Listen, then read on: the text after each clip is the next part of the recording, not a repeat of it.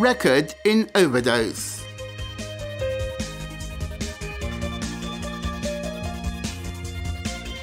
The US has seen a sharp spike in the number of overdose deaths across the country since the coronavirus pandemic began. According to official estimates, deaths caused by drug overdose hit a new record of 93,000 people last year. You don't ever heal from losing a child. I think we just learn to live differently. I think that we should all be aware of the crisis we're in, and I absolutely do not want this to happen to another family. Hello and welcome to We the People. I'm your host Mila Javamardi. The official figure translates to nearly 255 deaths every single day caused by drug abuse. In this episode, we'll delve into the repercussions of addiction to find out how overdose cases affect the victims, their families, and the society in general. And we will also ask, who is to blame for the spike in overdoses, and has the government done enough to address the issue? Our children are dying and no one's helping us. It's frustrating. We're weary. We're tired. How would you describe the pain of losing someone like your son and the way he died? Seeing him in the way that we saw him that morning will forever be embedded in my head. And I'll never be the same. And so I will be his voice for the rest of my life. Opioids, sometimes called narcotics, are a type of drug. They include strong prescription pain relievers such as oxycodone, hydrocodone, fentanyl, and tramadol. The illegal drug heroin is also an opioid. Some opioids are made from the opium plant, and others are synthetic or man-made. The number of drug overdose deaths increased by nearly 5% from 2018 to 2019, and has quadrupled since 1991. Over 70% of the 70,630 deaths in 2019 involved an opioid. From 2018 to 2019, opioid-involved death rates increased by over 6%. Opioids can cause side effects such as drowsiness, mental fog, nausea, and constipation. They may also cause slowed breathing, which can lead to overdose deaths. A state-by-state analysis showed that the rise in overdose deaths affected every single state, except New Hampshire and South Dakota. Significantly larger increases have been reported from certain states such as Kentucky, Vermont, South Carolina, West Virginia, and California. Addiction is literally wiping out my entire generation and the next generation at this point. The behavioral health intervention team works to make contact with people who have experienced an overdose within the first 24 to 48 hours of occurrence, and we attribute that to the life-saving Narcan that's being pushed out into the communities. Keep going, just keep going, okay? Do not stop compressions, you got it? The national figure is showing a 30% spike compared to 2019, necessitating close attention from authorities. Dying of overdose is just one part of the problem. There is also overdose from which people survive, and then there is the issue of addiction. In many cases, addictions end up ruining marriages, friendships, and careers. We're now joined by white-collar criminologist William Black. Dr. Black is also a lawyer, author, and professor of economics and law at the University of Missouri, Kansas City. Welcome to the show, sir. Thank you. Thank you. William, first of all, how much could such overdoses impact the victims' communities and families? So this is one of the important avoidable causes of death. And you're just talking about deaths. Obviously, there are many more overdoses, and those are exceptionally scary. People are rushed to the emergency room. They and their friends don't know whether they're going to survive. And people are also addicted. And when they're addicted, they're much less productive, they're much less happy, and they can't work, and they tend to commit crimes to get money for their drugs. So basically, all of the things about opioids are terrible. That's what we feel. Many thanks for your insight. We'll hear more of your analysis later on in the program. Generally speaking, the single most serious health problem in the United States is abuse of alcohol, tobacco, as well as drugs. The main cause of hospital and rehab admissions is excessive consumption of alcohol, usually by adults, while the younger generation faces novel chemical drugs in the black market. Opioid misuse, addiction and overdoses are serious public health problems in the United States today. Another problem is that more women are misusing opioids during pregnancy. This can lead to babies being addicted and going through withdrawal, known as neonatal abstinence syndrome. Opioid misuse may sometimes also lead to heroin use, because some people switch from prescription opioids to heroin. As a tobacco user, their body and brain get used to functioning on a certain level of nicotine. If they quit, that means their body need to learn how to function without nicotine. This adjustment process will make them feel uncomfortable and cause withdrawal symptoms. Out of the over 20 million Americans with at least one addiction in the United States, only 10% are treated and the rest stay on the perilous path, which could potentially end with an overdose. Our next guest is Deborah Holden, Director of Public Health Division at Michigan State University. Thank you for joining us. Thank you for having me. Thank you. Deborah, is there a relation between the coronavirus pandemic and the spike in the number of overdoses across the country? We were making tremendous progress in the opioid crisis prior to the coronavirus pandemic. In fact, after the Department of Health and Human Services declared the opioid epidemic in the U.S., we saw in the year that followed between 2018 and 2019 our first significant decrease in opioid overdose death in more than 20 years. What happened during the coronavirus pandemic is we saw major disruptions in behavioral health services. People who were in substance abuse treatment and opioid treatment, for example, were sent home with bottles of medication. They had disruption in all of the normal care and services that they get. Many of the life-saving measures that we had in place, like the distribution of Narcan, which is an overdose prevention medication, many of those things were stopped in their tracks. Very well. Many thanks for your insight as well, Deborah. We'll hear more of your analysis too later on in the program. We know that there have been 3 waves of opioid overdose deaths in the United States. This rise in opioid overdose deaths can be outlined in 3 distinct waves. The first wave began with the increased prescription of opioids in the 1990s, with overdose deaths involving prescription opioids. The second wave began in 2010, with rapid increases in overdose deaths involving heroin.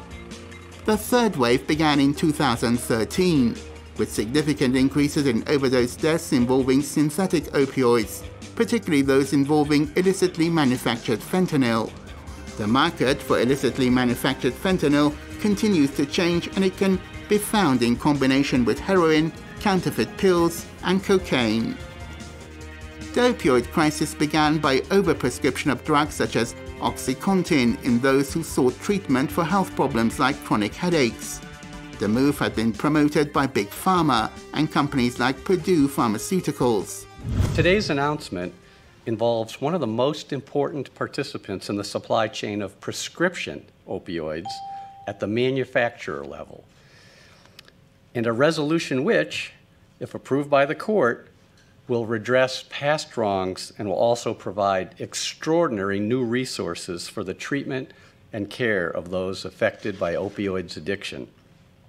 The global settlement announced today involves the company pleading guilty to 3 felony counts for defrauding the United States and violating the anti-kickback statute from 2009 to 2017. Take a single middle-aged mum. Her chances of becoming an addict by purchasing drugs in a local park are not really high. But after going to the doctor, she's prescribed opioids immediately, which could ultimately turn her into an addict. The practice set a perilous precedent for America from which it is still suffering. the opioids were created as an epidemic by the combination of what we call big pharma, big pharmaceutical companies, and pain doctors, and on the basis of two lies. One was that opioids were a good thing to give people for chronic pain that would last potentially for months or years. And second, that they were incredibly non-addictive. The crisis claimed the lives of nearly 50,000 people in opioid-involved overdoses in 2019. To this day, families in America have had to pay the price for what Big Pharma did for the sake of making more profits. Various tactics have been used to coax not just the patients, but also the staff at companies like Purdue, the OxyContin maker, to boost the market of prescription opioids. How would you characterize your 5 years as a sales representative at Purdue Pharma? When I started in 2008, that was after the first big lawsuit had been settled. And so we still were dealing with the aftermath of the negative publicity and pushback against the company, and that was tough to deal with. It was a bit of a tough sell, and they hired myself and 100 other plus sales reps over the course of a year or so to expand their marketing into family practices and general practices. And so what they did was they carved out smaller territories in order to be able to get coverage into those offices. And that was tough because in retrospect, you wonder if a family doctor should really even be prescribing OxyContin. Purdue Pharmaceuticals and its owners are still resorting to various tactics today to evade accountability for the ongoing crisis. The U.S. pharmaceutical industry is extremely competitive, and pharmaceutical companies operate in a ruthless commercial environment, and this is a key factor in today's opioid overdose epidemic. Big Pharma was working with McKinsey, the world's leading business consultancy, which promised, and I quote, to turbocharge, and it's like supercharge, the sales of fentanyl and other opioids at a time when the health authorities were warning that it was massively overprescribed. The third thing is to make it a priority. It simply hasn't been a federal government priority. Under Republicans and Democrats, they have refused to make it a national priority. It's been left largely to the states. And then it's just the hard work of educating people, and you're seeing, how difficult this is all over the world in convincing people to take vaccines, which are extraordinarily safe compared to prior times, and extraordinarily effective compared to prior times. And so, yes, you sort of sell it nationally with programs of education, but you have to sell it, we would say, retail as well. You have to, go into schools. You have to have thousands of people talking with millions of kids as they're coming up. Under the nose of the Food and Drug Administration and the Center for Disease Control and Prevention, wealthy big pharma companies such as Purdue Pharmaceuticals created an opioid crisis caused by overprescription of opioids for chronic pain. This resulted in a new generation of addicts, those who were not prone to addiction.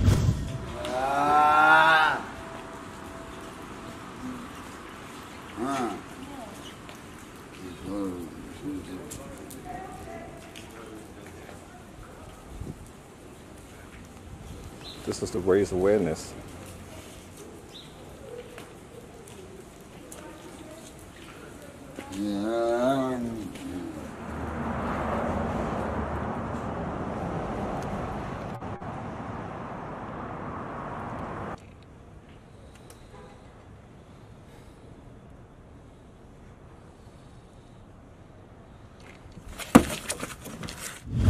And although Purdue Pharma ultimately had to plead guilty and pay fines, the issue of addiction is here to stay.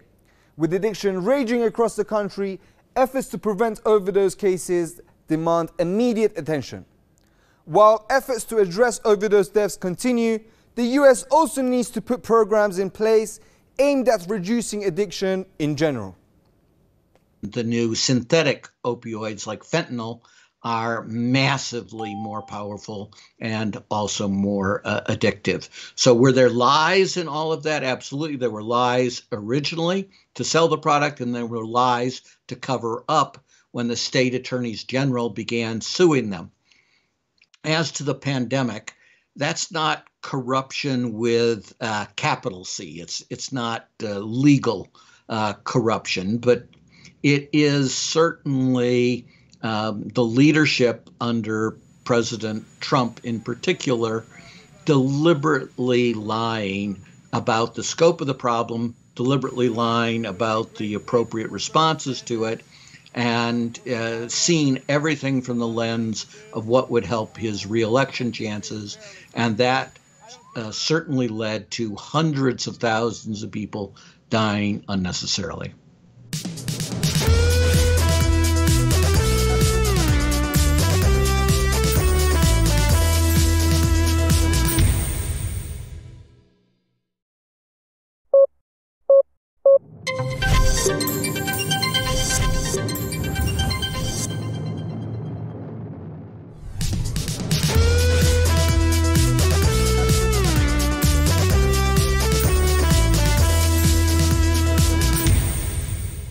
The US's so-called war on drugs has effectively failed, and the nation struggles with the emergence of newer and often more dangerous drugs. Cocaine, methamphetamine, heroin and fentanyl are reportedly smuggled into the country to be widely spread throughout the nation. So you can see they build their properties right up to the fence line. They're clearly watching what you are doing here on this side of the fence. They do operate as a business. They're going to pay people to sit up in some of these houses and observe, get that counterintelligence on what we're doing. They might be able to use binoculars and pick up an agent's name off his name tag, identify how that agent typically works. Because there's so much money involved, whatever we do here on our side of the border, they're going to try and figure out a way to beat it. So if we put up a 100-foot fence, they're going to try and build a 101-foot ladder, or they're going to put a tunnel to go underneath it. Hard drugs are sold in the streets as traffickers are reportedly increasing the amount pouring into the country. It mustn't come as a shock that the overdoses have increased. A rise in the amount of hard drugs smuggled into the country simply signifies an increase for demand, which translates to a spike in overdose deaths. What should authorities do to address the overdoses and generally the issue of addiction in America? Heroin used to be the drug of the day and the main cause of death before 2016. But today, overdoses often occur under more powerful synthetic opioids such as fentanyl. The record number of deaths in the United States has reached today is the highest ever recorded in a one-year period, marking the largest increase since 1999. They'll try anything. We see the fentanyl coming in toys, we see it coming in food products, you name it, and they'll try to use it. And what technology are you using to screen for the fentanyl? We use spectrometry, where we can shoot a laser at a package without having to open up the package. That's critically important for our officers to make sure that they're safe. Not having to reach the package to identify what it is that we're working with is extremely useful for law enforcement purposes. You know, for our safety, for everybody's safety. Here we go, that's this fentanyl. And this is actually cut with something else. We've introduced canine training to detect fentanyl, and just in the last few months, they've made over 10 fentanyl seizures. As the data is provisional, there is still no breakdown of race or ethnicity. However, it is not difficult to imagine how it has impacted certain sectors of society, such as low-paid workers and low-income families, as well as ethnic minority groups such as African Americans. I think the case that needs to be made is the case for preparedness and the case for equity. A big part of the problem that we face is so many people in already marginalized communities and already struggling households. Many of the same challenges that they face in their recovery from opioids were some of the same challenges that they face in protecting themselves during the COVID pandemic. And so I think what we've got to do is take a step back and use this as an opportunity to say, here's our chance to do a real self-inventory of our healthcare system, of our preparedness, and really look at the way that we treat people and accept that it's not fair and equitable. Everybody is not treated the same way in our society nor in our healthcare system. Drug addiction, overdose deaths, and all their ramifications create a complex set of issues at all levels of the society. With the deep-rooted issue getting increasingly emergent, federal and state authorities need to engage in harm reduction interventions to address the immediate impacts. Me and her just ended up becoming friends, and then she introduced me to him, and we went, and I was like 16, 17 years old, and she took me to a sugar daddy's house, and that was one of my first times ever doing that. And, you know, I snorted half a Hulk Xan, I snorted some Coke, I snorted some Molly, I drank, smoked my first blue. I was f***ed up, like really f***ed up. And that was like right when I first met him too. And yeah, and then I was on him for like 1.5 years with him, and then I went to jail.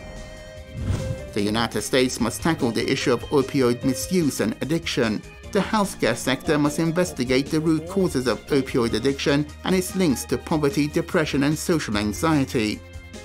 Generally speaking, how do you assess the US government's so-called war on drugs? A war on drugs, first, as that name implies, it's the wrong response.